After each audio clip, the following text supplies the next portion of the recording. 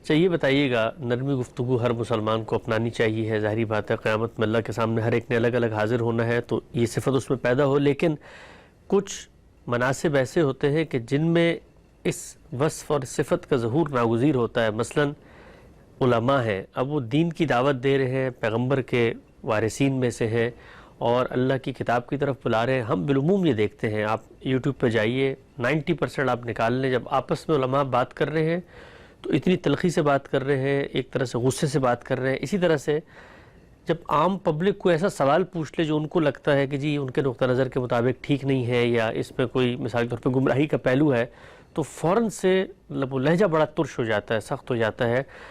دین کے ایک عالم کے لیے کتنا ناگزیر ہے کہ وہ کم سے کم اللہ کے پیغمبر کی اس بات کو اپنائے؟ دین کے عالم کے لیے تو ناگزیر کیا، لازم ہے، اس کے فرائض میں سے ہے، اس لیے کہ اس کو وہ بات بیان کرنی ہے جس کو اس دنیا کا پروردگار یہ کہتا ہے کہ اس کی بات ہے. یعنی میں کوئی اپنا فلسفہ بیان کرنے کے لیے بیٹھا ہوں، اپنے کوئی نتائج فکر ہیں جن کو بیان کرنے کے لیے بیٹھا ہوں، میری کوئی اس کے ساتھ افادیت وابستہ ہے تو چلے، ایک آدمی نے جو کرنا کر لیا. یہاں تو آپ ایک ذمہ داری ادا کرنے بیٹھے ہیں، یعنی تحقیق کر رہے ہیں تو ایک ذمہ داری ادا کر رہے ہیں، تعلیم و تربیت میں مصروف ہیں تو ایک ذمہ داری ادا کر رہے ہیں، لوگوں تک کوئی بات پہنچا رہے ہیں جس کو آپ دعوت یا اصلاح کی بات کہہ سکتے ہیں تو ذمہ داری پوری کر رہے ہیں. یہ ذمہ داری ہے کیا؟ یہ ذمہ داری وہی ذمہ داری ہے جو اللہ نے اپنے پیغمبروں کو سونپی ہے. اسی وجہ سے یہ آپ یاد رکھیں کہ میں نے اپنی کتاب میں بھی اور دوسری جگہوں پر بھی بار بار اس جانب توجہ دلائی ہے کہ پیغمبری ختم ہو گئی، نبوت ختم ہو گئی. اس کے بعد وہ کام جو انذار کا کام تھا، خبردار کرنے کا کام، یہ علماء کو منتقل ہو گیا. تو اب ہر عالم اپنی جگہ پر یا اپنی سطح پر یہی خدمت انجام دیتا ہے، الا یہ کہ اس نے اپنے آپ کو ترک دنیا کر کے کسی جنگل میں ڈال دیا ہو.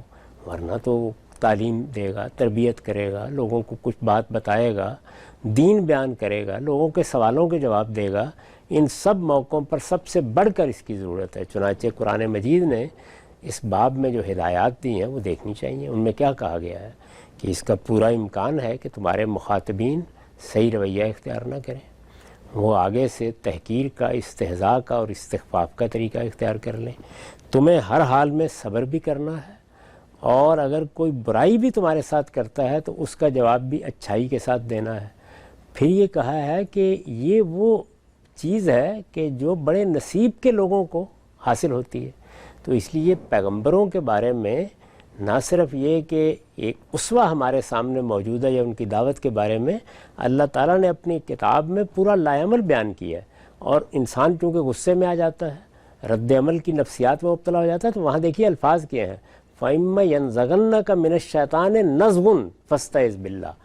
اگر کسی اس طرح کی گفتگو میں کوئی سوال کا جواب دیتے ہوئے دوسرے کے کسی رویے کو دیکھ کر رد عمل کے نتیجے میں کوئی اکساہٹ پیدا ہو جائے، اور فرمایا کہ شیطان یہ اکساہٹ پیدا کر دیتا ہے، تو اس موقع پر لاحول پڑھو، شیطان سے پناہ مانگو، اللہ کی پناہ مانگو، اس لیے کہ تم ایک بڑا کام کرنے کے لیے بیٹھے تھے.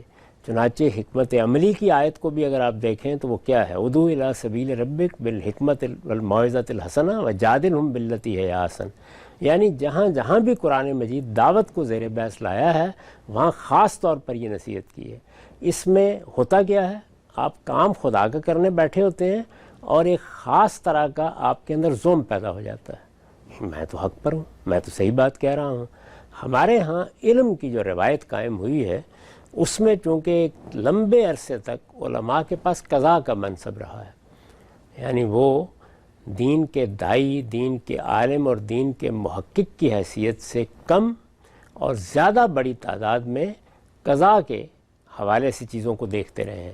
چنانچہ فتوے کی زبان استعمال کرتے ہیں، اس میں دعوت کی زبان نہیں ہوتی. دعوت کی زبان میں ترغیب ہوتی ہے، محبت ہوتی ہے، دوسرے کے جذبات کا لحاظ کر کے بات کہی جاتی ہے. وہاں انسانی نفسیات کو پیش نظر رکھ کے بات شروع کی جاتی ہے اور کسی جگہ اس کو کسی منتہا تک پہنچایا جاتا ہے. چنانچہ یہ ترتیب ہی وہاں ختم ہو جاتی ہے. یعنی ایک بات آتی ہے، وہ بات آپ نے بیان کر دی، اب مخاطب ہر حال میں اگر وہ آپ کی بات نہیں مان رہا تو وہ آپ کی तान व तशनी का भी हदफ है, वो आपके फतवे का भी हदफ है, वो आपकी तंबीह का भी हदफ है, और अगर मौका मिल गया आपको तो वो ज़जर व तौबीख का भी हदफ बन गया है। तो ये हमारे यहाँ आम तरीका है। इसी झैल में ये आपको याद होगा कि पिछले दिनों ये मौजू भी बन गया था कि बाज़ मौक़ों पर दीनी गैरत का इजहार करना होता है, तो मैंने उसमें ये तवज्जो दिलाई थी कि गैरत का जज्बा तो इंसान का एक जबिली जज्बा है। बाज़ लोगों ने इसके बारे में ये कहा कि गैरत तो असल में एक समाजी तश्कीलात की नौइयत की चीज़ है। ऐसा हरगिज़ नहीं है। नफ़रत, मोहब्बत, गैरत, ये सब चीज़ें जबिली तौर पर इंसान को दी गई हैं। असल में इनके इजहार के तरीके क्या होंगे, इससे समाजियात वजूद में आती है, जिसको आप समाजी तश्कीलात कहते हैं या समाजी अखलाकियात कहते हैं। वो इजहार के तरीके हैं। वो मोहब्बत के इजहार के तरीके भी समाजी तश्कीलात ही की सूरत इख्तियार करेंगे। नफ़रत का मामला भी यही होगा, लेकिन इसके दायियात हमारे अंदर मौजूद हैं। ये चीज़ें चूँकि जबिली तकाज़े से हैं मौजूद, इस वजह से पैदा भी हो जाती हैं। अच्छा, इनका मामला भी इनफ़ियाली है, यानी बाहर से कोई हरकत पैदा होगी, बाहर से तहरीक आएगी, तो इनकी तरफ से जवाब का अंदेशा होता है।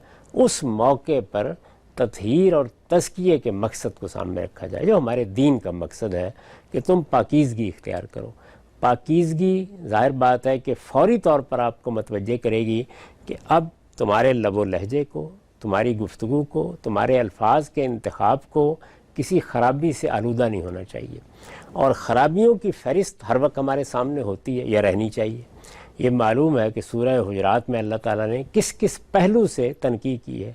अपने आप को बड़ी चीज़ ना समझो, अपने किसी कबीले या अपने किसी गिरोह के तासुब को अहमियत ना दो, दूसरे लोगों के साथ तमस्खुर का रवैया इख्तियार ना करो, उनके उयूब की खोज में ना रहो, टो में ना रहो, उनके बारे में बदज़नी इख्तियार ना करो, बल्कि ज़्यादा गुमान करने से बचे रहो, गीबत ना करो, बुराइयां ना उछालो, तानो तशनी का तरीका इख्तियार ना करो।